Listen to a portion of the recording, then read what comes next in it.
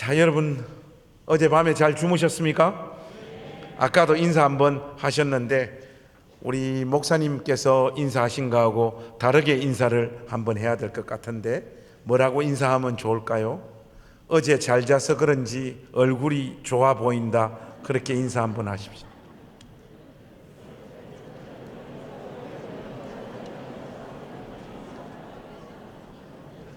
여러분, 저의 낯빛은 좀 어떻습니까? 괜찮습니까?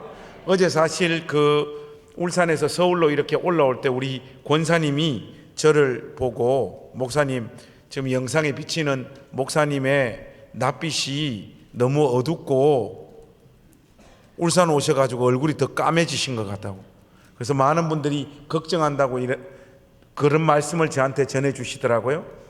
은평교회 와가지고 하루 만에 낯빛이 좋아졌습니다. 어쨌든 우리 평생 하나님께서 베푸시는 은혜를 쫓아 또 하나님께서 우리를 지키시고 인도하시고 이끌어 가시고 우리 인생을 섭리하신다는 이 확신 가운데 한평생 잘 자고 잘 일어나는 그런 신자들 되기를 원합니다. 여러분들에게 그 은혜가 넘치시기를 주의 이름으로 축복합니다. 오늘은 여러분들하고 조금 무거운 이야기를 좀 한번 해볼까 해요. 하나님은 이스라엘이 여로보암의 죄를 떠나지 않으므로 그들을 버리셨음을 열왕기 기자를 통하여 분명하게 말씀하고 계시죠. 여러분, 도대체 여로보암의 죄가 뭘까요? 도대체 여로보암의 죄가 뭐길래 이스라엘 역대 왕들 중에 하나님 말씀대로 살지 않고 하나님의 율례에서 이탈한 자들을 향하여 한결같이 여로보암의 길로 갔도다, 여로보암의 길로 갔도다, 그렇게 하나님께서는 말씀하고 있는 것일까요? 그 구체적인 내용이 오늘 우리가 읽은 이 본문 말씀입니다. 여러분, 25절에서 33절에 있는 이 말씀을 쭉 눈으로 한번 다시 스캔해 보십시오. 여로보암의 죄라고 하는 것은 다른 어떤 것이 아닙니다. 한마디로 하나님께서 이스라엘에게 계시해 주신 그 계시를 따라 하나님을 믿고 섬긴 것이 아니라 사람들의 기호와 요구에 맞추어 이스라엘의 신앙 시스템을 다 인위적으로 뜯어 고친 것이 여로보암이 저지른 죄의 핵심입니다. 백성들의 지지와 인기를 얻기 위해 그들이 원하는 방식대로 하나님을 섬길 수 있도록 이스라엘의 신앙의 모든 시스템과 제도들을 마음대로 여로보암은 바꾸어 버렸습니다. 그 구체적인 내용이 오늘 본문에 명시되어져 있죠. 하나님께서 지정하신 예배 장소를 임의적으로 다 바꾸어 버립니다. 보통 사람들 아무나 제사장으로 삼아 직분을 줘버립니다. 하나님께서 정하신 절기도 그냥 다 자기 마음대로 바꾸어 봅니다. 일이 이렇게 굴러가니까 이스라엘 땅에는 하나님을 아는 지식이 다 사라지고 외치는 자는 많지만은 생명수는 말라버린 기이한 현상이 하나님이 왕이 되어 친히 통치하시는 이스라엘 땅에 나타나고 있단 말이죠. 선지자들과 제사장들은 사람들의 기호에 맞춰 당연히 하나님 말씀을 전하기 시작을 합니다. 그러다 보니 점차 사람들은 하나님의 말씀에 집중하는 것이 아니라 자기의 마음의 소원, 자기의 욕망에 집중하게 되어집니다. 선포되는 하나님의 말씀을 따라 영혼이 쪼개지는 경험을 해보는 사람은 별로 없고, 오히려 하나님 말씀을 근거로 하여 또 하나님 안에 있는 어떤 능력을 끌어당겨서 자기의 소원과 욕망을 성취하고 이루는 것을 하나님을 믿는 신앙이라고 생각하면서 백성들은 살아가게 됩니다. 결국 이스라엘 백성들은 자기 자신들이 하나님과는 아무런 상관도 없는 자리에 가 있으면서도 하나님께서 보호하고 지키시는 하나님의 백성이라고 하는 자기 정체성은 또 가지게 되는, 이런 말도 안 되는 현상들이 이스라엘 땅에 나타나기 시작한 거예요. 그 모든 기초를 놓아버린 인물이 여로보암입니다. 그들은 하나님을 제대로 믿고 섬기고 있지 않았습니다. 하나님께서 계시해 주시고 가르쳐 주신 방식을 쫓아서 하나님을 믿지 않았습니다. 그럼에도 불구하고 자기들은 하나님의 백성이라고 생각을 해요. 왜냐하면 그 시대의 종교 지도자들이 가르쳐 준 종교 제도에는 나름 충실한 사람들이었으니까요. 이런 식의 신앙은 하나님과의 사귐을 통해 하나님을 닮는 존재로 절대로 빚어져 가지가 않습니다. 반드시 그 신앙 자체가 종교화되어져 버립니다. 하나님과 인격적인 사귐 가운데 우리가 예배하는 하나님을 닮아가는 것, 하나님 말씀 안에 거하는 이것은 어떤 종교가 아니란 말이죠. 그런데 이스라엘의 신앙의 제도와 시스템이 어느 순간 세상의 수많은 종교들 중에 하나가 되어버린단 말이죠. 여러분, 종교란 무엇입니까? 신에게 정성을 갖다 바쳐서 신을 내 뜻대로 조종하고 움직여서 결국은 내가 원하는 것을 내 손에 쥐려고 하는 것이 세상의 모든 종교의 시스템이잖아요. 이스라엘의 신앙 시스템이 어느 순간 이렇게 되어져 버렸습니다. 하나님을 열심히 믿고 섬긴다는데 점점 그 사람, 그 존재 자체는 괴물이 되어가는 일들이 생겨난단 말이죠. 신약 성경학자 중에 그레고리 빌이라고 하는 사람이 있습니다. 이 사람이 쓴 책 중에 예배자인가 우상숭배자인가 하는 책이 있어요. 이 책의 원제는 영어로 쓰여졌기 때문에 제가 네이티브 발음으로 한번 읽어드리겠습니다. 왜 표정이 안 좋으세요? We become what we worship. 생각보다 발음이 괜찮죠? We become what we worship. 여러분, 이 문장을요 직역하면 무슨 뜻인가 하면 우리는 우리가 예배하는 것이 된다, 이 말이에요. 하나님을 예배하는 자는 시간의 흐름 속에 반드시 하나님을 닮게 되어집니다. 여러분 믿습니까? 우상을 섬기는 자는 시간의 흐름 속에 반드시 우상을 닮게 되어져 있습니다. 우리 시대 신자들이 가지는 신앙의 가장 큰 문제점은 하나님을 사랑하는 그 마음을 표현하는 방식이 종교적인 형식밖에 없다라는 거예요. 자신의 신앙을 기도를 얼마나 했느냐, 예배를 안 빠졌다, 큐티를 꾸준하게 했다, 이런 식으로밖에 설명하지 못하는 거예요. 자기가 하나님을 잘 믿고 있는 정표들을 이런 것들밖에 없는 거예요. 문제는 이런 사람들이요 따뜻해지거나 긍휼이 넘치거나 부드럽거나 이런 하나님을 닮은 성품으로 그 인생이 빚어져 가지가 않는다는 거예요. 제일 대표적인 사람이 우리 집 사람이에요. 처음에는 엄청 착했는데 40 후반 50 넘어가니까 무시무시해지는 거예요. 호르몬 때문입니까? 기독교 신앙이 죄다 종교화되어져 버린 까닭입니다, 여러분. 사실 이것은 굉장히 위험한 지표예요. 실제로 예배를 잘 드린 사람이, 주님을 닮은 사람이 별로 없습니다. 성경을 많이 읽는다는 사람들이 하나님 마음을 제대로 알아? 하나님을 제대로 표현하는 사람들이 별로 없습니다. 기도 많이 하는 사람들이, 따뜻하고 온유한 사람들이 별로 없습니다. 어제 제가 여러분들에게 말씀드렸다시피 특히 새벽 기도 열심히 하는 사람들 중에 성격 좋은 사람은 우리나라에 저밖에 없어요. 거의가 다 정죄하기를 좋아하고 다른 사람들 기도 안 한다라고 책망하고 손가락질을 합니다. 뻑하면 이 사람들 입에 달린 말이 뭐예요? 김 집사 기도 안 해서 그렇다, 기도하면 하나님께서 은혜 주신다. 꼭 이런 사람들이요 교회 안에서도 어떤 갈등들이 일어나잖아요. 갈등 막 싸워요. 싸우다가 의견이 좁혀지지 않을 때 꼭 기도 많이 하는 사람들이 마지막 집에 갈 때 어떤 말을 딱 하는가 하면 하나님은 내 마음 아신다는, 최악의 인간입니다, 여러분. 따뜻하지 않고 까칠해요. 이거 왜 이런 겁니까, 여러분? 우리가 정말로 예배하는 대상이 성경에서 계시되어져 있는 하나님입니까? 아니면 여러분들이 인위적으로 만들어 놓은 여러분이 만든 신입니까? 왜 그렇게 오랫동안 주님을 열심히 섬기고 예배하고 그분의 가르침대로 산다고 몸부림치는데 왜 우리의 존재 자체는 성경에 게시되어져 있는 그 하나님을 닮은 모습들이 우리 가운데 안 나타나냐고요. 여러분 오해하지 마십시오. 저는 기도와 예배와 경건 생활이 소용이 없다라고 외치고 주장하는 사람이 결코 아닙니다. 근데 제가 여러분들에게 던진 이 말이요, 물론 우리하고 신학적인 결은 좀 다르지만은 연세대학교 정재현 교수님이 종교신학이라고 하는 책을 한 권 쓰셨는데 이 책에 보니까 참 재밌는 내용이 담겨 있어요.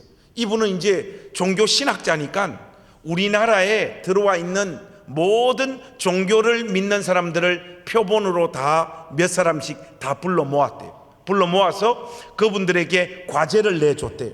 그분들에게 내준 과제가 뭔가 하니까 자기들이 믿고 있는 신, 그 신에 대해서 신의 이름은 적지 말고 자기들이 믿고 있는 신의 이미지와 자기들이 믿고 있는 신에 대한 생각들을 한번 적어보라고 과제를 내줬대요.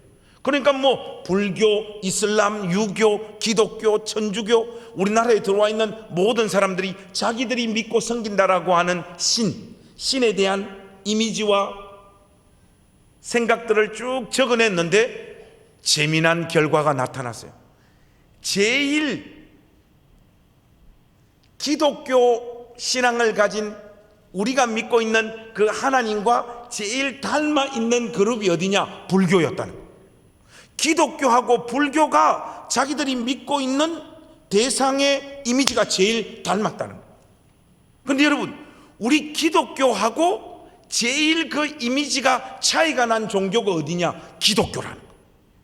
무슨 말인가 하면 같은 기독교 신자들끼리 생각하고 있는 하나님에 대한 이미지와 어떤 상들이 가장 많은 차이가 나더라는 거예요. 여러분, 여기서 매주 같은 설교를 듣고 같은 하나님 말씀을 전해 듣는 사람들이요, 그것이 자기라고 하는 어떤 존재를 관통해 가면서 자기 안에서 자기 식대로 그 말씀을 해석하고 받아들여서 하나님에 대한 이미지와 상을 각자가 전부 다 다르게 가지고 있는 거예요. 이런 식의 모습을 사도 바울이 로마서 10장 1절에서 3절에 이렇게 표현하고 있습니다. 여러분 한번 들어보십시오. 형제들아, 내 마음에 원하는 바와 하나님께 구하는 바는 이스라엘을 위함이니 곧 그들로 구원을 받게 함이라. 지금부터가 중요합니다. 내가 정언하노니 그들이 하나님께 열심히 있으나 올바른 지식을 따른 것이 아니니라. 하나님의 의를 모르고 자기 의를 세우려고 힘써 하나님의 의에 복종하지 아니하였느니라. 여러분, 우리의 폐부를 찌르는 말씀은 2절 말씀입니다. 내가 정언하노니 그들이 하나님께 열심히 있으나 올바른 지식을 따른 것은 아니니라. 여러분, 우리만큼 열심히 하나님 믿고 섬기는 백성들이 어디 있습니까? 우리 안에는 이 세상 그 어떤 민족도 따라올 수 없는 열심이 있습니다. 그러나 이 열심이 하나님께서 성경을 통하여 우리에게 계시해 주신 그대로 하나님을 믿고 따르는 올바른 지식 위에 기초한 신앙 인간은 우리를 한번 뒤돌아봐야 돼요.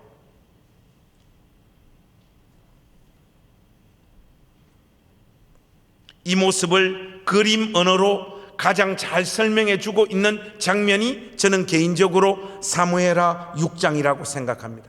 여러분, 사무엘하 6장에 가면 어떤 내용이 나와 있는가 하면 언약궤와 우사 이야기가 거기에 등장해요.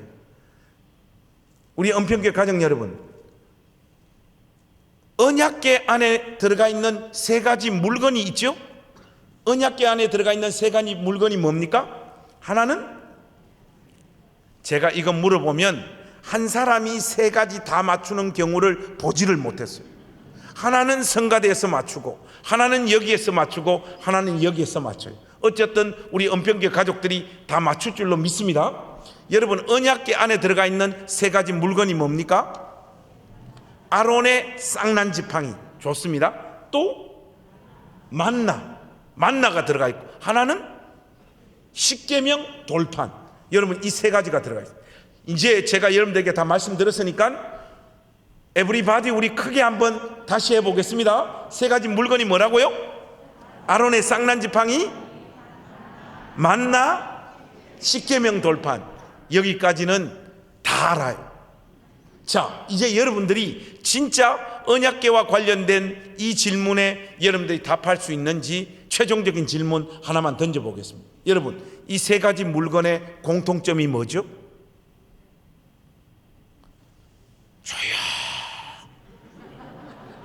여러분, 이 세 가지 물건의 공통점이 뭡니까? 뭐라도 좋으니까 한번 답을 해보세요. 뭐라고요? 하나님이 주셨다고요? 당연히 하나님이 주셨죠.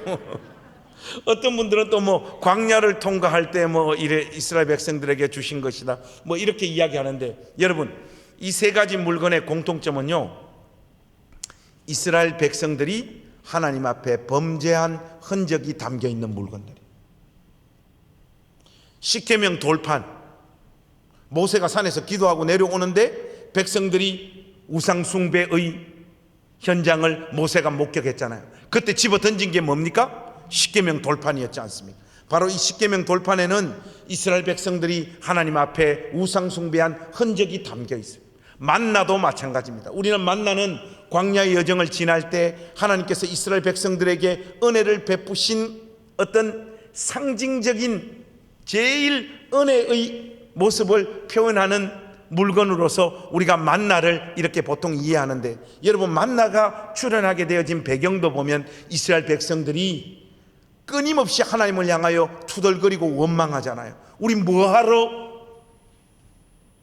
애굽에서 우리를 빼내가지고 이 죽을 고생을 다하고, 우리가 애굽에 남아 있었다라면 지금 우리 식대로 표현을 하자면 치킨도 먹고 피자도 먹고 할 텐데 뭐하러 광야로 이렇게 우리를 빼내가지고 이 죽을 고생을 다하냐. 끊임없이 투덜거리고 원망하는 그들에게 하나님께서 내려주셨던 것이 뭡니까? 만나와 메추라기잖아요. 바로 이 만나에도 이스라엘 백성들이 신실하게 하나님께서 그들의 인생을 인도해 가신다라는 것을 믿고 확신하는 신앙이 없어서 그 불평한 흔적이 담겨져 있습니다.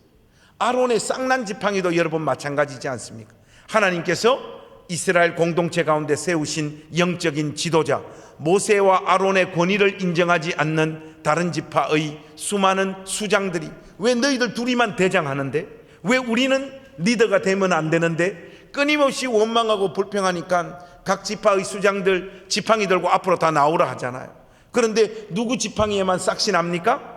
아론의 지팡이에만 싹시 나게 하심으로 하나님께서 아론을 하나님께서 세우셨음을 하나님께서 분명히 하시잖아요.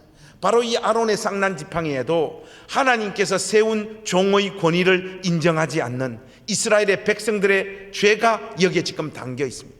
이 언약궤 안에 이 세 가지 물건이 들어가 있는 것은 우연이 아닙니다.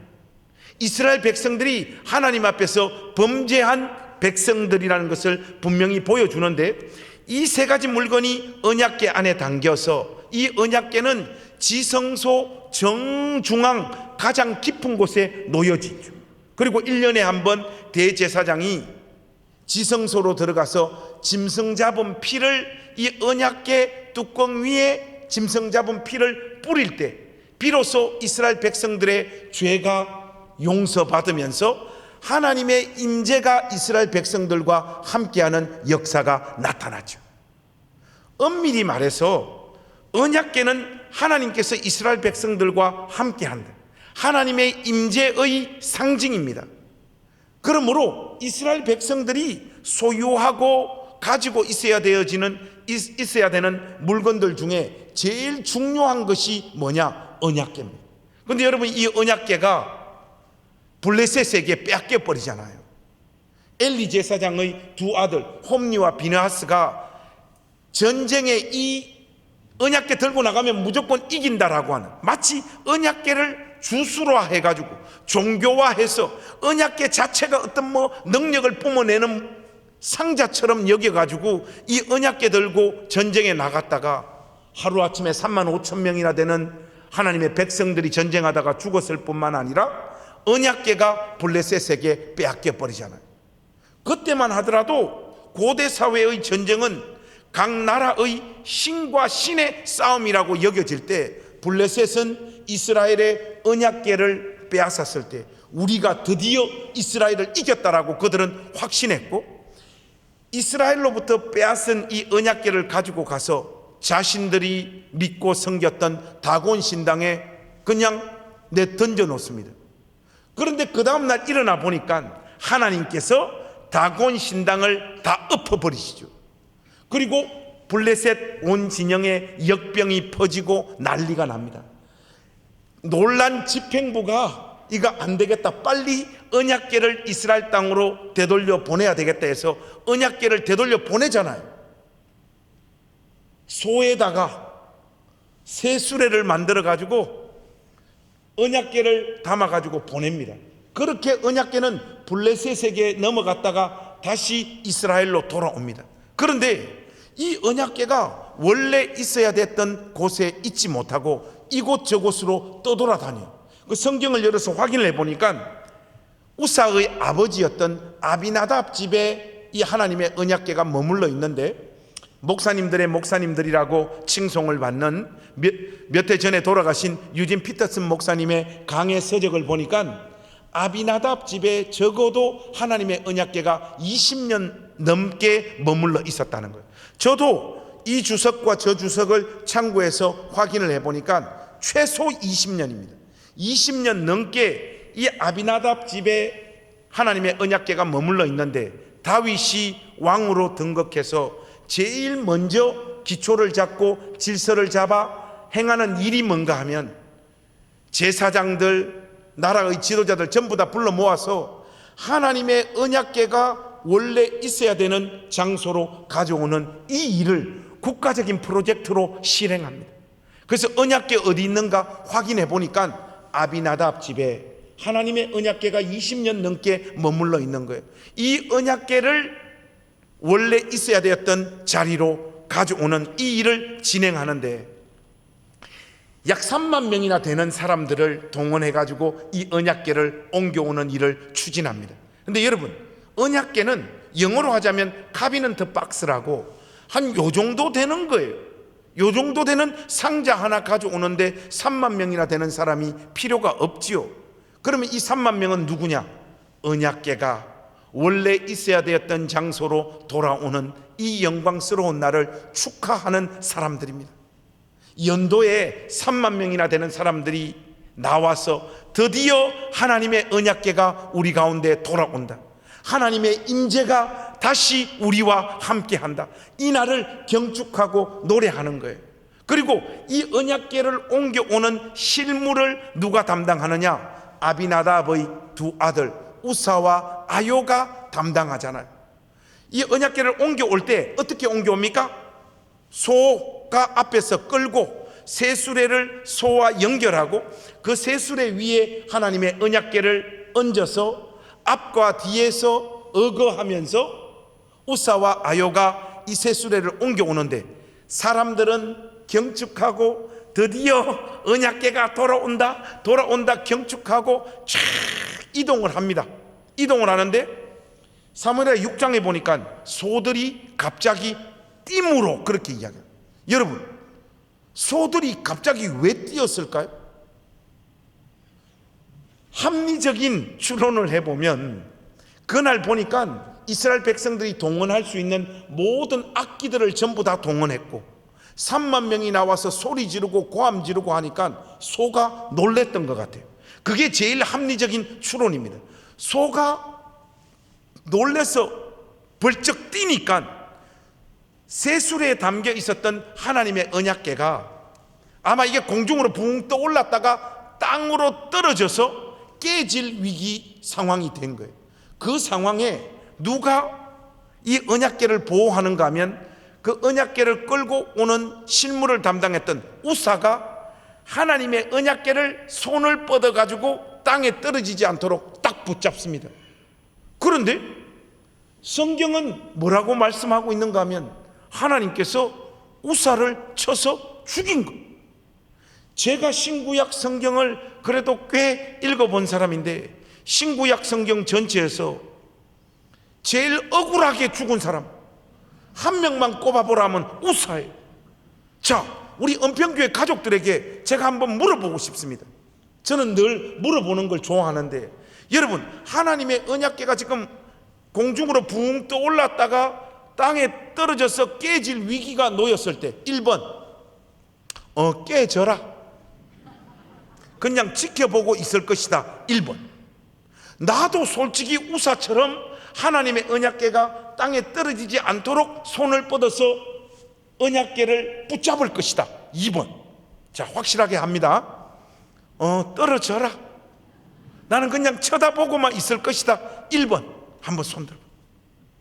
요거 정교인들을 상대로 하니까 집중력이 좀 떨어져요. 성가대만 한번 해보겠습니다. 성가대. 자, 성가대. 또 우리 경상도 말로 하자면 얍삽하게 또 손을 안 드는 사람들이 있어요.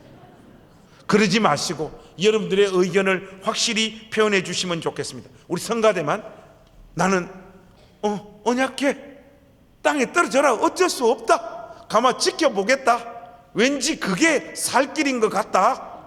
1번 손 한번 들어보세요. 1번. 눈치가 빨라요, 성가대가. 여러분, 성가대 하려면 노래를 잘해서 성가대 하는 게 아니라 눈치로 하는 거예요. 자, 2번.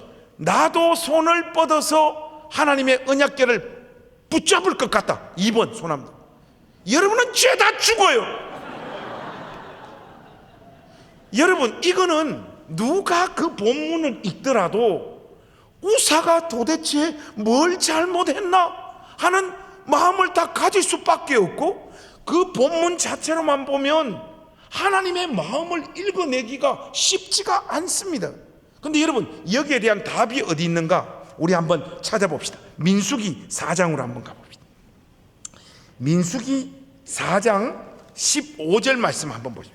여기에 보시면 하나님께서 이미 오래전에 모세를 통하여 성물을 어떻게 다루어야 되는지 하나님께서 이스라엘 백성들에게 다 가르쳐 주시고 계시하시고 알려주셨어요. 여러분, 4장 15절 우리 한번 같이 읽겠습니다. 시작. 진영을 떠날 때 아론과 그의 아들들이 성소와 성소의 모든 기구 덮는 일을 마치거든 고아 자손들이 와서 맬 것이니라. 그러나 성물은 만지지 말라, 그들이 죽으리라. 회막 물건 중에서 이것들은 고아 자손들이 맬 것이며. 여러분, 맨 처음에 뭔가 하면요, 언약궤는요 아무나 다루면 안 됩니다. 언약궤는 제사장들 중에서도 고아 자손들만 다루도록 하나님께서 명시적으로 딱 그 직분을 주시고 언급을 해놨습니다. 지금 이스라엘의 신앙 시스템이 엉망진창이 되어서 아무나 하나님의 언약궤를 만지고 다루는 일들이 지금 벌어지게 된 것, 이거 하나. 그리고 또 한번 보세요. 성소와 성소의 모든 기구 덮는 일을 마치거든 고아 자손들이 와서 어떻게 하라? 맬 것이니라. 여러분, 하나님의 언약궤를 옮길 때는요 새 수레에 담아서 옮기면 안 됩니다. 하나님의 언약궤는 조그만한 이 카비넌트 박스에 양쪽 모서리에 4개 고리가 있습니다. 그 고리에 막대기를 집어넣어 가지고 4사람이 어깨에 메어서 하나님의 언약궤는 옮기도록 하나님께서 이미 그들에게 가르쳐 주셨어요. 새 수레에 이렇게 담아서 하나님의 언약궤를 옮기는 것은 하나님을 알지 못했던 블레셋이 자기 나라가 초토화되니까 블레셋에서 이스라엘로 하나님의 언약궤를 보낼 때 사용했던 방법이 새 수레에 담아서 옮기는 거예요. 지금 새 수레에 담아서 하나님의 언약궤를 옮기고 있는 이 자체가 벌써 잘못된 거예요. 그리고 마지막 하나 더, 성물은 만지지 말라. 어떻게 된다고요? 그들이 죽으리라. 성물 만지면 죽는다라고 하나님께서 이미 분명히 그들에게 계시하고 알려주셨습니다. 우사가 왜 죽었느냐? 하나님께서 가르쳐 주신 방식대로 하나님을 믿고 섬기고 따르지 않았기 때문에 우사는 죽은 거예요. 근데 여러분, 조금 전에 제가 여러분들에게 이 말씀을 하면서 아비나답 집에 하나님의 언약궤가 몇 년 동안 머물러 있었다고요?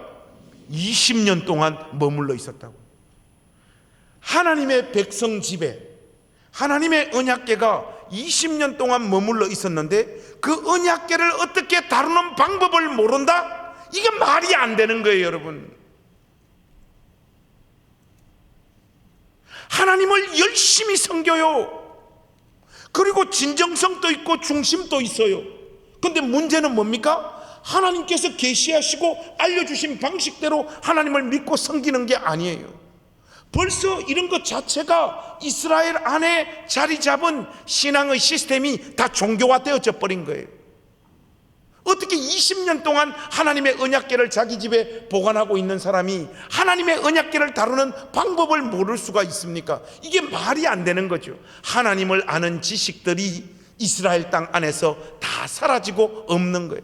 이거 엄밀히 말하면 국가적인 프로젝트로 진행한 거예요. 다윗이 이 일을 추진하기 전에 제사장, 레위 사람들 10부장, 50부장 다 불러가지고 의논해서 이 일을 추진한 거예요. 이 뭔 말입니까? 언약궤가 원래 있었던 장소를 떠나 한 20년, 25년 다른 곳에 머물러 있는 그 시간 동안 하나님의 언약궤를 어떻게 이동시켜야 되는 지식들이 나라 전체에 그 지식을 알고 있는 사람이 한 명도 없었다라는 결론이잖아요. 우사는 이 하나님의 언약궤를 만졌다가 그 자리에서 즉사합니다. 그런데 우사의 모습과 한 인물의 모습을 대조하고 있는데 그 끔찍한 사건이 벌어지고 난 다음 다윗이 이거 안 되겠다 싶어서 잠깐 이 하나님의 언약궤를 오벳 에돔이라고 하는 사람의 집에 잠깐 보관합니다. 그리고 오벳 에돔의 집에 3개월 동안 보관을 하는데 참 기가 막힌 문장이 거기 등장해요. 하나님께서 오벳 에돔의 집에 복을 주시니라 그렇게 말해요. 어떤 집은 하나님의 언약궤를 20년 동안 보관하고 있다가 아들이 언약궤를 잘못 다루어 죽어버리는데 오벳 에돔은 고작 하나님의 언약궤를 자기 집으로 보관하고 있는 3개월 기간 동안 바른 지식을 쫓아 하나님의 언약궤를 다루었다라고 하는 이 일로 말미암아 하나님께서 오벳 에돔의 집에 복을 주셨다라고 성경이 말하는 것.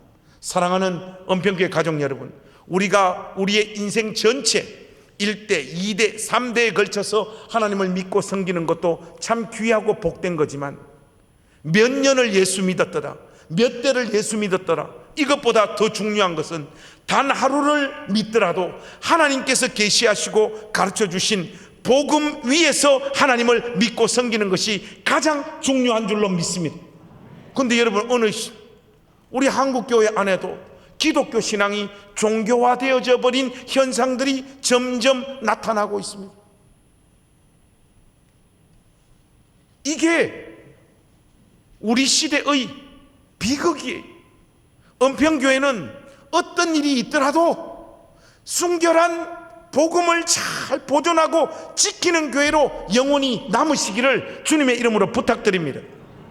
우리 시대의 수많은 신자들이 종교화되어 버린 그 신앙을 가지고 주일날 교회에 오는데, 여러분, 주일날 수많은 신자들이 예배당에 오는 이유가 뭡니까? 여러분 스스로에게 물어보면 알잖아요. 주일날 이 많은 사람들이 왜 교회에 옵니까? 이유는 오직 하나예요. 집에 가려고 교회 오는 거예요. 집에 가려고 교회 온다니까요. 하나님을 온 마음을 다하여 예배하고 섬기고 하나님께서 가르쳐 주신 방법을 쫓아 자기의 삶을 경주하고 그 삶으로 하나님을 예배하고 삶으로 예배한 자들이 다시 이 공간에 함께 모여서 기쁜 마음으로 하나님 앞에 인생을 맡기고 하나님을 온전히 예배하는 이런 일들이 점점 다 사라지고 없습니다. 집에 가려고 교회 와요. 그냥 예배당 안에 복음이 무엇인지 모르는 사람들이 너무 많이 자리 잡고 있습니다. 언제부터인가 구원의 확신을 가진 신자들이 예배당 안에서 점점 사라지고 있고, 구원의 확신이 있다라고 말은 하는데 학습된 지식이지 하나님을 아는 지식이 체계적으로 정리되어지고 이해되어지고 체화되어져서 토해놓는 고백은 아닌 경우가 대부분이더라고요. 저의 주관적인 추측인데 예배당 안에 예수님을 진짜로 믿는 성도들은 얼마 되지 않는 것 같아요.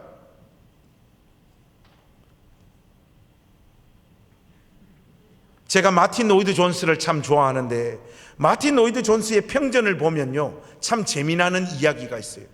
로이 존스와 로이 존스 사모님은 둘 다 의사였죠. 사모님이 연상이었죠, 아마. 그래서 두 분 다 하나님께서 이제 하나님 말씀을 전하는 종으로 부르시니까 그 콜링 앞에 로이 존스가 고백을 해요. 너무 갈등이 심한 거예요. 저처럼 학력고사 성적이 얼마 안 되는 애를 주님께서 불러주시면 그저 감사해서 저 같은 인생도 하나님 말씀 전하는 종으로 불러주시니 감사합니다 하고 가는데, 로이 존스처럼 공부 엄청 잘해가지고 의사 하는데 하나님 말씀 전하는 사람 되라 하니까 갈등이 됩니까 안 됩니까? 솔직히 갈등 되잖아요. 여러분들이 의사 돼서 한 달에 3천만 원 4천만 원 버는데 그거 이제 그만두고 저 지방 어느 곳에 교회를 세우고 하나님 말씀을 전하는 종이 되라 하면 그 부름 앞에 갈등 안 할 사람이 어디 있겠습니까? 로이드 존스도 자기가 의사로서 쌓아온 그 커리어가 너무 버리기가 안타까워 가지고 하나님의 이 부름은 분명한데 굉장히 갈등해요. 갈등하다가 이 부름이 너무 강력하니까 로이 존스가 결국은 하나님의 그 부름을 따릅니다. 그리고 사모님도 다 의사로서의 직책은 다 내던지고 하나님 말씀을 전하는 자리로 자신들의 생애를 드리죠. 그래서 로이드 존스가 샌즈필즈라고 하는 곳에 가서 첫 목회를 하죠. 아마 어촌이에요. 어촌에 가서 첫 목회지에서 로이 존스가 하나님 말씀을 쫙 전하는데, 여러분 이 첫 목회지에서 정말로 재미나는 일이 발생해요. 어떤 일이 발생하는가 하면요, 로이드 존스의 사모님이 로이드 존스의 설교를 듣고 예수님을 만나게 됩니다. 여러분, 그 전에 목사님 사모님이 된 사람이 예수님 안 믿었겠습니까? 구원의 확신 없었겠어요? 예수님 잘못 믿고 있다라고 생각을 했겠습니까? 그게 아니란 말이죠. 그 누구보다 복음과 주님의 몸된 교회를 사랑하고 거기에 헌신하고자 하는 마음이 있었던 거예요. 그래서 로이 존스 사모님도 로이 존스를 따라서 목회직에 자기 인생을 던진 거 아닙니까? 그런데 남편이 하나님 말씀을 열어서 성경 말씀 그대로의 복음을 선포하고 증거하니까 로이 존스 사모님이 그때서야 깨달은 거예요. 나는 이제까지 교회를 열심히 다닌 사람이지 복음을 제대로 이해하고 성경에 계시되어진 하나님을 만난 사람은 아니었다라는 걸 깨닫게 됩니다. 로이드 존스의 복음 설교를 듣고 사모님이 회심하게 되어지는 거예요. 은평교회 가족 여러분, 저는 하나님 말씀을 가지고 여러분들을 협박할 생각이 1도 없습니다. 그러나 하나님 말씀 앞에서 우리가 진지해져야 될 줄로 믿습니다. 여러분은 진실로 구원받은 주의 백성들 맞습니까? 복음이 무엇인지 여러분들의 입으로 분명하게 설명할 수 있습니까? 그리스도의 의의 정가의 교리를 설명해 보라고 하면 분명하게 설명할 수 있습니까? 그리스도의 능동적 순종과 수동적 순종의 개념을 설명해 보라고 하면 설명할 수 있습니까? 사실은 이런 개념들이 신자 안에 제대로 이해되어져서 자기 입으로 설명이 불가한 사람들을 예수님을 인격적으로 만난 사람이라고 간주한다는 것은 논리적으로 이치적으로 말이 되어지지 않는 거예요.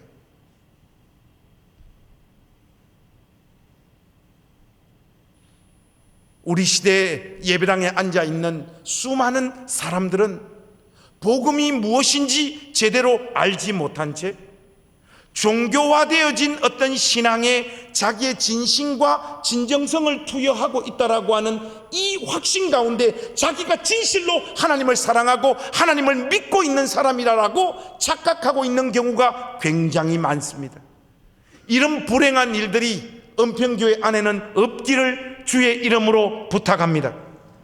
여러분, 우리가 정말로 복음의 능력 안에 있고 그리스도를 온전히 만난 사람이라면, 조나단 에드워드가 하는 말로 하자면 그의 책 종교 감정론에, 신앙 감정론에 보면 진짜 그리스도를 사랑하고 하나님을 사랑하고 복음의 능력 안에 있는 사람은 어펙션이 조정되어진다라고 조나단 에드워드가 이야기를 하거든요. 지금 좀 어렵죠. 여러분, 어펙션은 영어로 하자면 애정, 뭐 이런 의미인데, 그 신앙 감정론에서 말하는 어펙션은 어떤 개념인가 하면, 예수 믿는 사람이든 안 믿는 사람이든 모든 인간이 가지고 있는 자기 내면 안에 있는 가장 강렬한 어떤 열망을 어펙션이라고 말해요. 사람은 자기 안에 어떤 어펙션이 있느냐에 따라 삶의 방향과 목표가 달라지는 거예요. 믿는 사람이든 안 믿는 사람이든 이 어펙션이 누구나 다 있습니다. 누구나. 그래서 보통 이 땅을, 이 세상을 살아가는 데 있어서 사람 안에 자리 잡혀 있는 어펙션은 뭐냐? 돈이나 섹스나 권력이에요. 이런 것들은 흔히 하는 말이 아니라 프랑스 현대 철학자 폴 리퀘르가 말한 의심의 세 학자, 한 사람이 마르크스, 한 사람이 프로이드, 한 사람이 니체입니다. 여러분, 막스는 뭘 이야기를 한 거예요? 사람을 추동하는 실질적인 동력이 경제적인 수준과 그 경제적인 수준을 근거로 하는 사회적인 어떤 위치가 한 사람을 움직이는 실질적인 동력이라고 말했잖아요. 프로이드는 뭐라고 말했습니까? 무의식. 고상하게 말하면 무의식인데 좀 더 구체적으로 말하면 성적인 욕망입니다. 성적인 어떤 욕망이 어떤 사람을 실질적으로 추동하고 움직이는 힘이라고 말했어요. 니체는 뭐라고 말했습니까? 권력 의지라고 말했잖아요. 내가 어떤 사람을 내 뜻대로 내 마음대로 조종하고 움직이는 이 재미, 이 재미를 손에 넣으려고 하는 그 권력 의지가 한 사람을 움직이는 힘이라고 해요. 그런 의미에서 조나단 에드워드가 말했던 이 어펙션은 보통 사람 안에는 돈이나 섹스나 권력과 같은 것들로 딱 자리 잡고 있습니다. 그런데 복음의 능력을 진실로 맛본 사람들, 하나님을 사랑하는 사람들, 진실로 자신의 인생을 온전히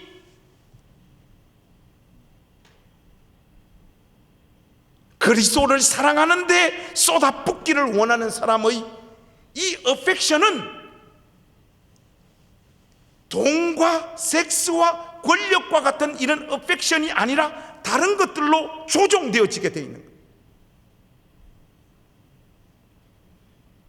사랑하는 우리 은평교회 가족 여러분, 여러분 안에 자리 잡고 있는 가장 강력한 삶의 열망은 무엇입니까? 여러분을 실질적으로 움직이는 진짜 동력은 무엇이냐고요? 이 세상을 살면서 여러분들이 정말로 성취하고 이루고 싶은 가장 간절한 소원은 무엇이냐고요? 여러분들이 박 목사님이나 저 같은 사람하고 신앙 상담할 때는 웃으면서 그래요. 목사님, 올 한 해도 주님을 위해서 살고 싶어요. 그 뻔뻔한 이야기 저도 많이 들었어요. 그런데 우리 만났을 때 하는 이야기가 아니라 이불 덮고 여러분 혼자 딱 누웠을 때 여러분 마음 안에 자리 잡고 있는 이 진짜 어펙션의 정체는 뭐냐고요? 그 팀 켈러 목사님의 책에 보면 아주 재미나는 이야기가 한 토막 나와요. 그 한 남봉꾼 이야기가 나와요. 여러분, 남봉꾼은 뭡니까? 이 남성은 예수님을 인격적으로 만나기 전에 세상 가운데 있을 때 이 여자 저 여자 자기의 육체의 정욕을 채우기 위해서 수많은 여자들을 그냥 자기의 정욕을 채우는 도구와 수단으로 사용했던 사람이에요. 그런데 이 사람이 예수님을 믿게 되어집니다. 그리고 그 삶을 청산하고 주님의 몸된 교회에 소속되어서 성도가 되어집니다. 그런데 이 사람은 자기가 이 어펙션이 실질적으로 조종되어져서 이제 자기의 어떤 삶의 동력과 삶의 목표가 완전히 달라진 존재가 됐는 줄 알았는데, 이 사람이 교회로 와서는 어떤 짓을 하는가 하니까 회의만 하면 싸우는 거예요. 그리고 어떤 모임만 들어가면 항상 거기 있는 다른 회원들을 찍어 눌러서 자기의 의견을 관철하는 거예요. 여러분, 이 사람은요, 교회 오기 전에도 교회 오고 난 다음에도 어펙션이 조종되어진 사람이 아니에요. 교회 오기 전에도 교회 오고 난 다음에도 다른 사람을 자기의 삶의 목표와 자기가 하고 싶은 어떤 일을 이루기 위한 수단으로 그냥 활용하고 움직이는 이 재미. 조금 전에 제가 여러분들에게 말씀드렸던 의심의 세 학자 중에 한 명을 굳이 꼽아라고 하면 니체가 말했던 어떤 권력 의지가 이 사람에게는 실질적인 어펙션이었던 거예요. 우리는 교회를 다닌다, 예배를 드린다, 성가대를 한다, 이러면 우리의 어펙션이 조종되어졌다라고 스스로 착각하는 경향이 있습니다. 그러나 여러분, 예배당 안에는요, 교회에 나오는 사람에 불과한 심령의 상태를 가진 사람들이 너무 많습니다. 인격적으로 주님을 만나고 진실로 그리스도를 사랑하는 사람들은 저의 목회적인 경험을 통해서 확인해 보면요, 얼마 되어지지 않아요. 대부분의 신자들은 주일날 집에 가려고 교회 와요. 간절함을 쏟아붓는 영역들은요, 주님께서 우리가 우리 인생 가운데 살기를 원하시는 그 어떤 방향 때문에 우리의 신앙이 간절한 날은 별로 없어요. 대부분 다 내 마음의 소원과 욕망을 성취하고 이루고 싶을 때, 그것이 좌절되어졌을 때 우리의 신앙이 간절해지는 거예요. 우리는 어떤 의미에서 말하면 예배당 안에 앉아 있는 불신자일 수 있습니다. 놀이터만 달라진 거예요.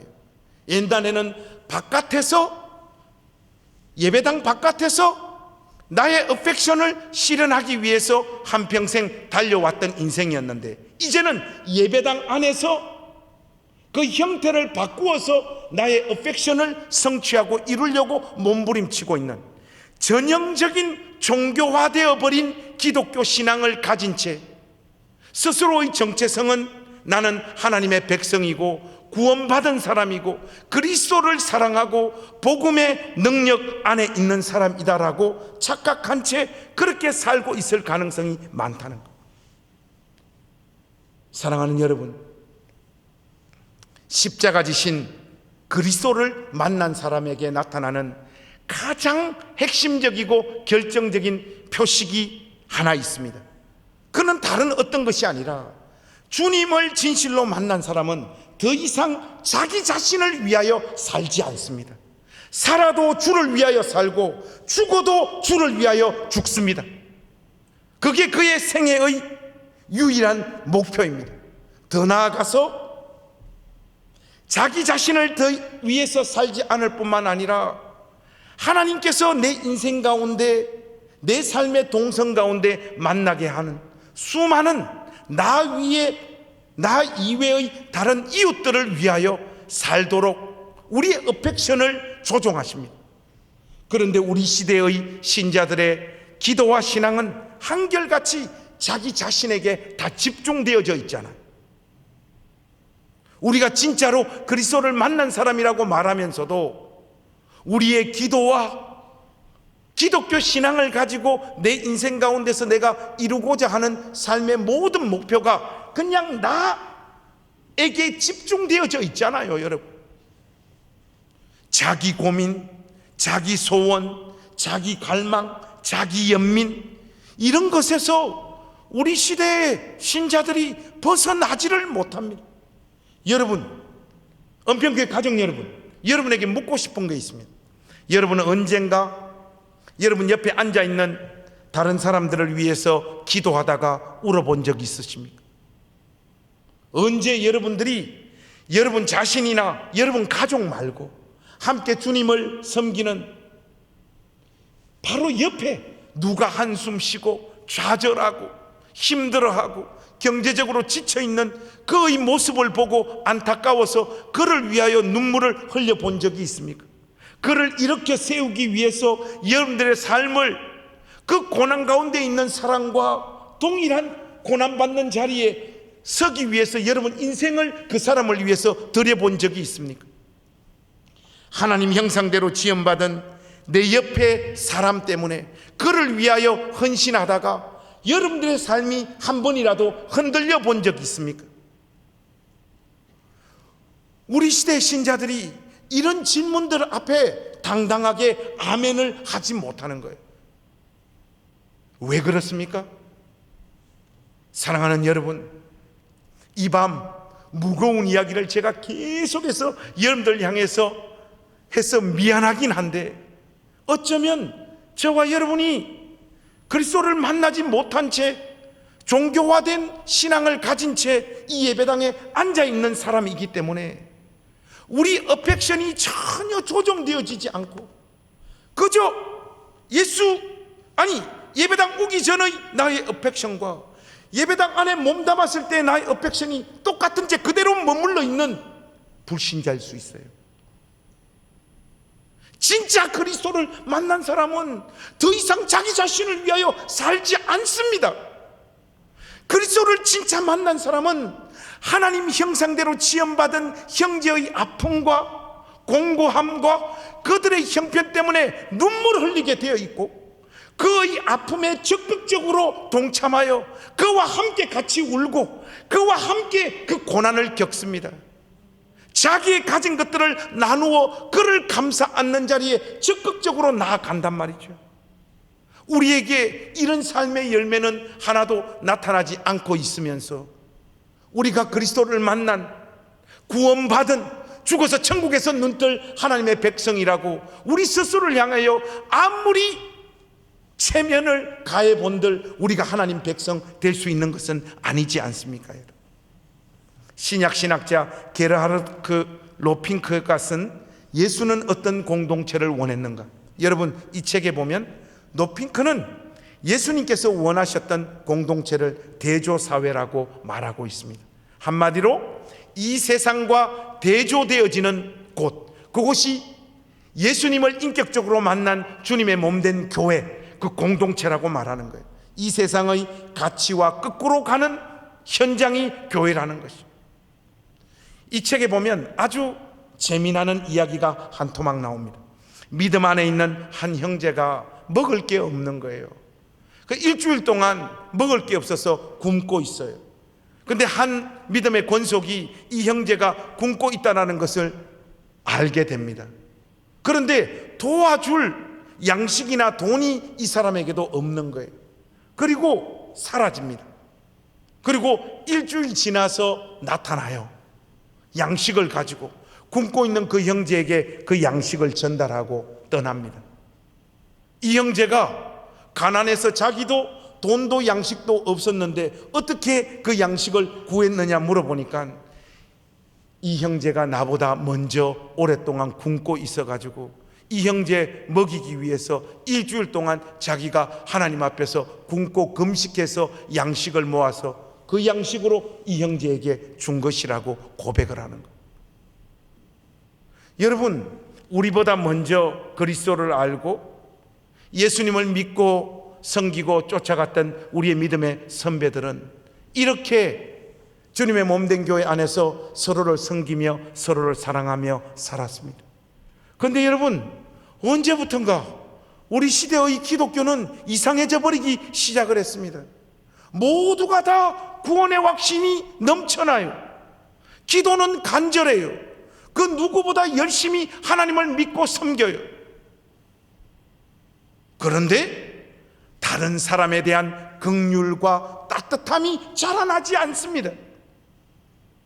어떻게 여러분 그리스도를 사랑하는 사람이 자기와 같은 교회에서 신앙생활하는 사람도 품지 못하고 사랑하지 못하는 일이 발생할 수 있냐고요. 여러분, 이거는 정말 말이 안 되지 않습니까?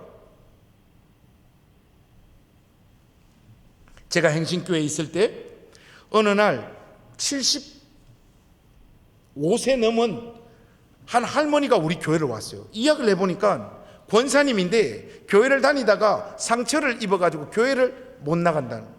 그러면서 권사님 왜 교회를 못 다니시게 됐냐고 하니까, 목사님, 나도 오랫동안 신앙생활을 해온 사람인데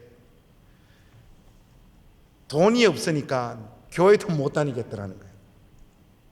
와, 그 말이 되게 아프게 다가오더라고요. 목사님, 솔직히요, 돈 없으면요 교회 가서 사랑 구실 못해요. 그러니까 자꾸 교회 가니까 상처받을 일만 생겨서 언제부턴가 그냥 집에서 성경책 보고 찬송 부르고 교회는 안 다녔어요.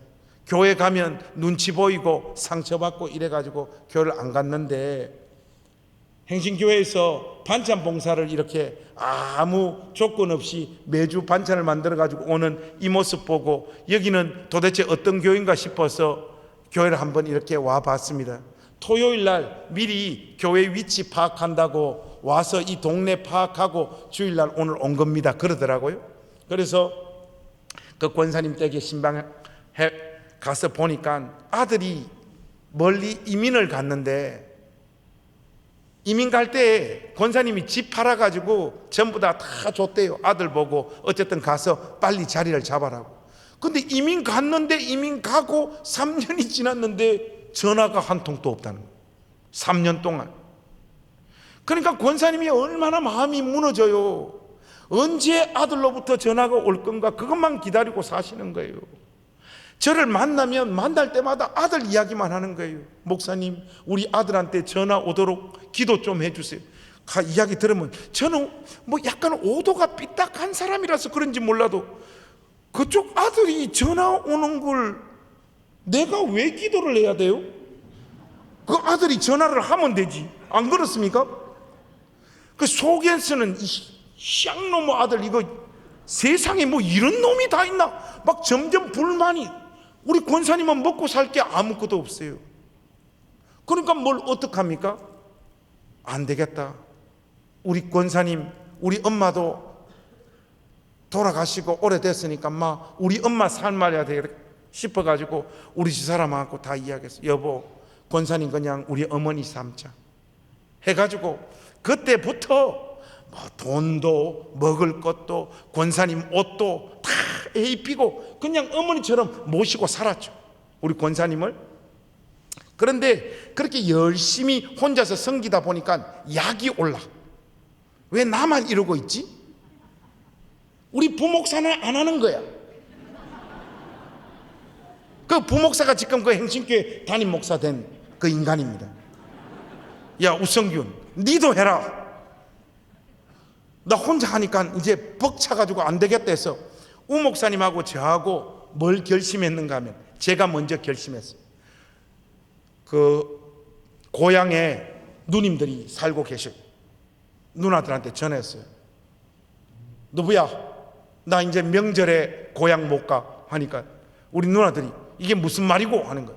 나 고양시에 엄마가 생겨가지고 명절에 어머니 보러 가야 되니까 내가 명절에 울산 못 내려오더라도 막 그러려니 해라 하니까 우리 누님들 욕 엄청 잘하거든요.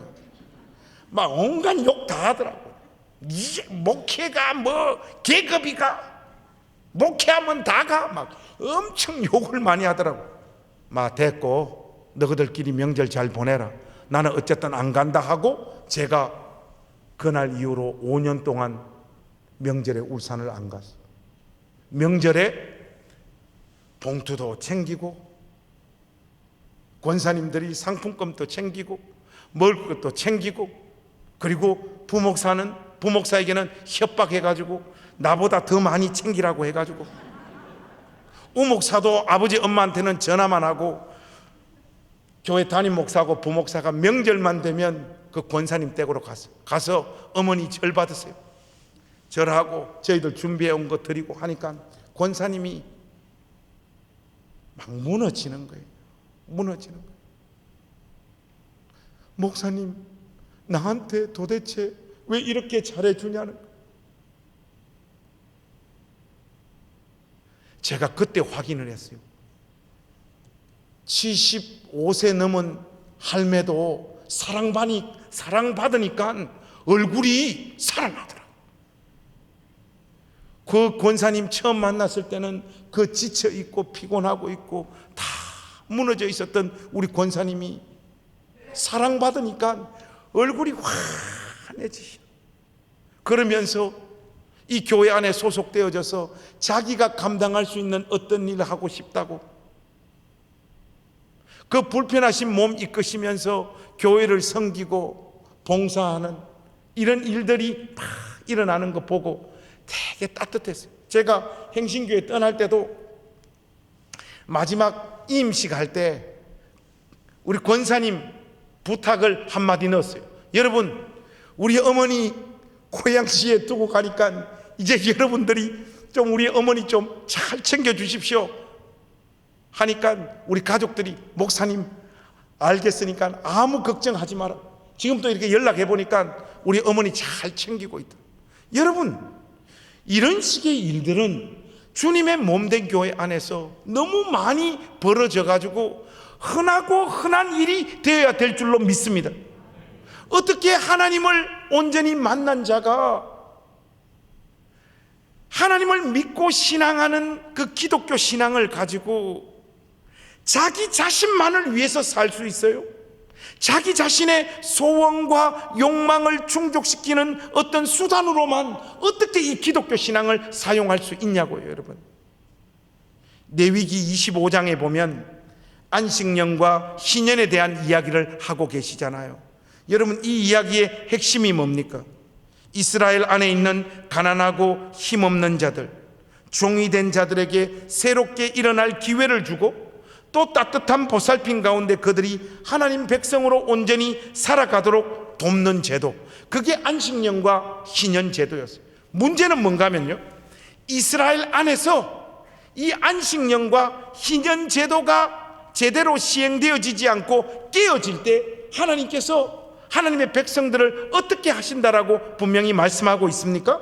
레위기 26장 33절에 이렇게 말합니다. 내가 너희를 여러 민족 중에 흩을 것이요 내가 칼을 빼어 너희를 따르게 하리니 너희의 땅이 황무하며 너희의 성읍이 황폐하리라.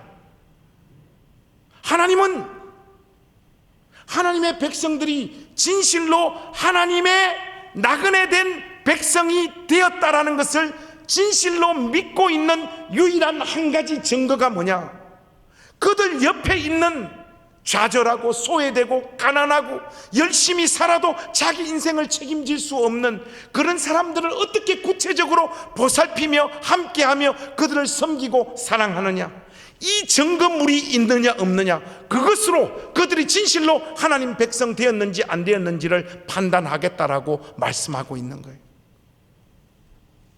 사랑하는 은평교회 가족 여러분, 이 공동체 안에는 진실로 주님을 만난 사람들로 가득 차는 그런 공동체가 될 수 있기를 우리 주님의 이름으로 축복합니다. 여러분, 그것을 여러분 무엇으로 증명해 내겠습니까?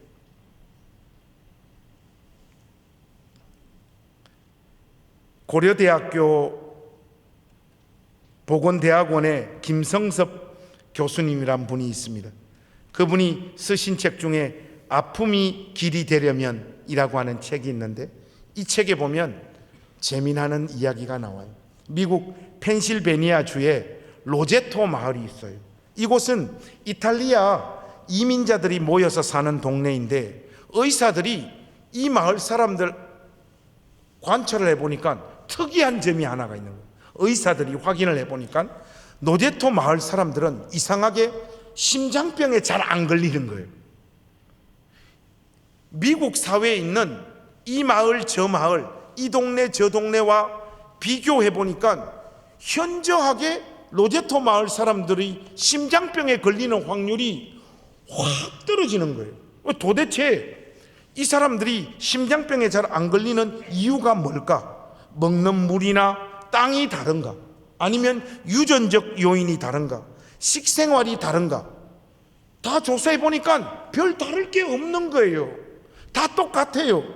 오히려 이 마을 사람들은 술, 담배를 즐기고 비만 환자들도 굉장히 많아요. 그런데 심장병에 걸려가지고 죽는 사람들은 별로 없어요. 하니까 이걸 의학적인 어프로치로 원인을 파악하려고 하니까 아무리 분석을 해도 그 원인이 나오지가 않는 거예요. 그런데 연구 끝에 그 원인을 찾아내게 됩니다. 제가 그 원인을 이 책에 있는 문장을 그대로 여러분들에게 한번 읽어드리겠습니다. 로제토 마을의 가장 눈에 띄는 특징은 사람들이 삶을 즐기는 방식이었다. 그들의 삶은 즐거웠고 활기가 넘쳤으며 꾸밈이 없었다. 부유한 사람들도 이웃의 가난한 사람들과 비슷하게 옷을 입고 비슷하게 행동했다. 로제토 마을을 방문한 사람들에게 그 공동체는 계층이 없는 소박한 사회였고 따뜻하고 아주 친절한 사람들이 있는 곳이었다. 그들은 서로를 신뢰하였으며 서로를 도와주었다. 저는 이 문장이 제 마음에 와서 탁 꽂혔는데 여러분 한번 들어보세요. 가난한 사람들은 있었지만 진정한 가난은 없었다. 이웃들이 빈곤한 사람들의 필요를 다 채워주었다. 아이들을 남기고 부모들이 죽으면 이 마을 사람들은 마을 사람 전체가 다 달라들어서 그 아이를 대신해서 성인이 될 때까지 다 키워줘요. 고작 2,000명 정도 모여 사는 마을에 시민의 모임이 22개나 되었고 서로 자주를 방문하고 길을 걷다가 마을 사람들을 만나면 멈춰 서가지고 잡담한다고 집에를 가지를 않아요. 뒷뜰에서 음식을 만들어서 나눠 먹고 일종의 확장된 가족 집단이 된 것, 비결이 바로 여기에 있었던 거예요. 내가 죽어도 내 자녀를 책임져 줄 수 있는 정도의 관계. 가난이 있어도 진짜 가난한 사람은 없고 가난해도 삶의 존엄이 무너지지 않는 그런 분위기.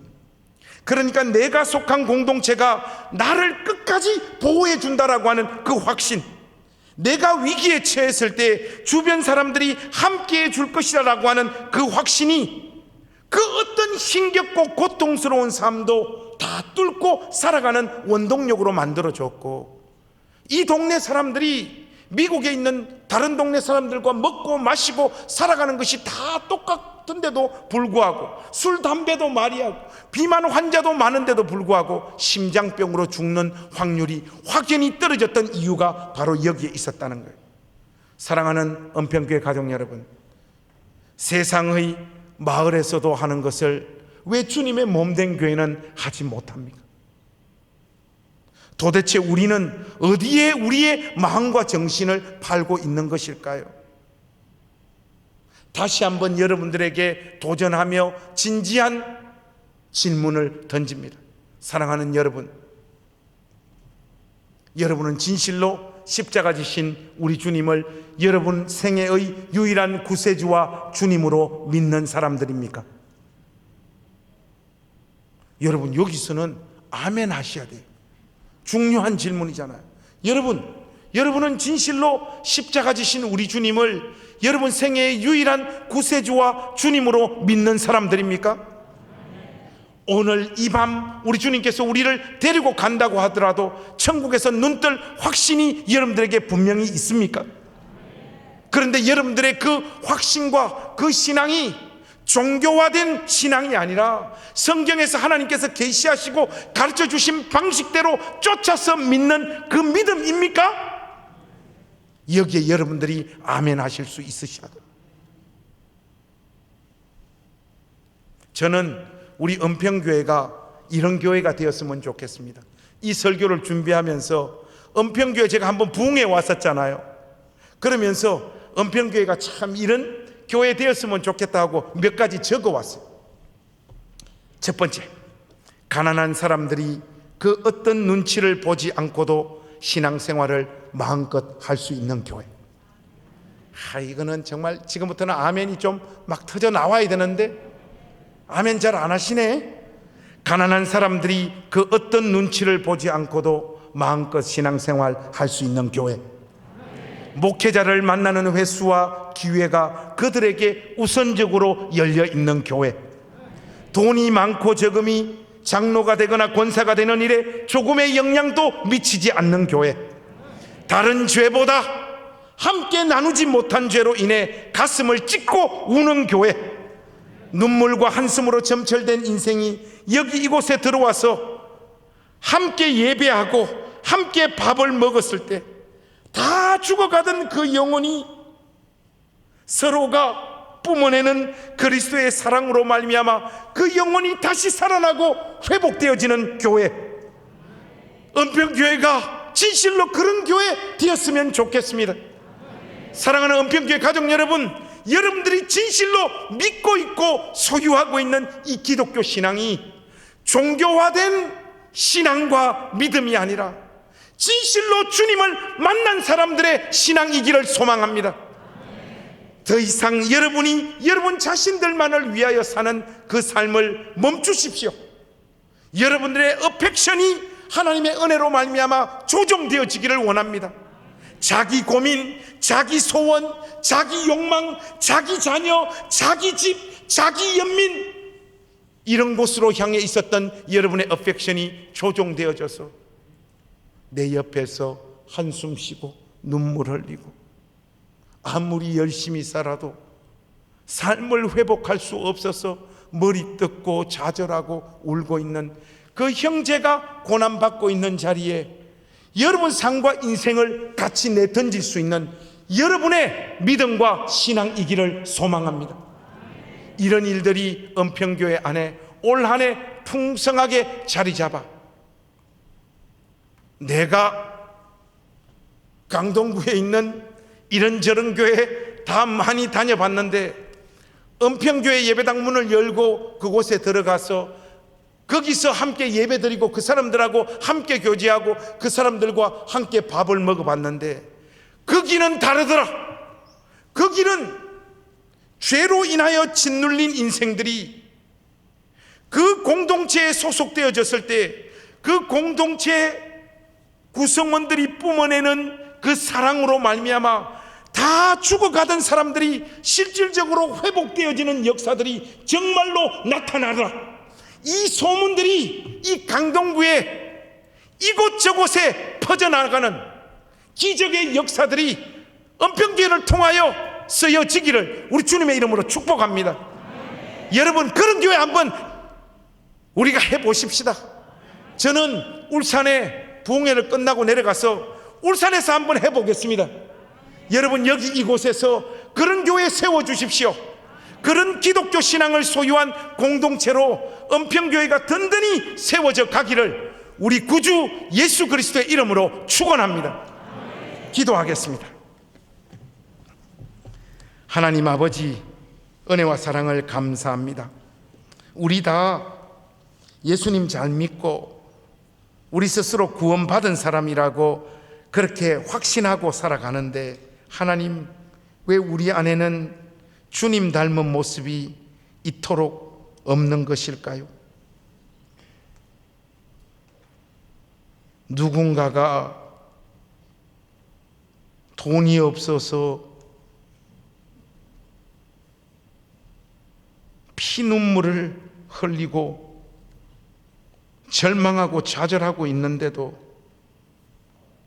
우리는 우리 것을 쪼개어서 함께 나누지 않는 자들입니다. 하나님, 우리를 불쌍히 여겨 주시옵소서. 하나님, 우리 은평교회 전체가 회개하고 하나님 앞으로 다시 온전히 돌아가기를 원합니다. 우리 안에 있는 어펙션이 조정되어지기를 원합니다. 그리스도를 만난 사람다운 삶의 열매들이 우리 가운데 나타나기를 원합니다. 하나님, 우리 은평교회가 이런저런 일에 좀 어설프고 부족하다고 할지라도 서로 사랑하고 섬기고 나누는 일에 있어서만은 실패하지 않는 공동체가 되게 하여 주시옵소서. 여기 이곳에 눈물 흘리고 한숨 쉬고 절망한 자들이 찾아왔을 때 우리와 함께 예배하고 함께 밥을 먹고 함께 주를 찬양할 때는 반드시 그 영혼이 살아나는 공동체가 되도록 이 공동체 위에 하나님의 은혜와 복으로 함께하여 주시옵소서. 하나님 아버지, 오늘 이 밤에도 이 예배당 어느 구석에서 숨죽이고 울고 있을, 아파하고 괴로워하고 있을 우리 형제와 자매들을 볼 수 있는 영적인 눈을 우리에게 허락하여 주시옵소서. 그리고 그들을 안게 하시고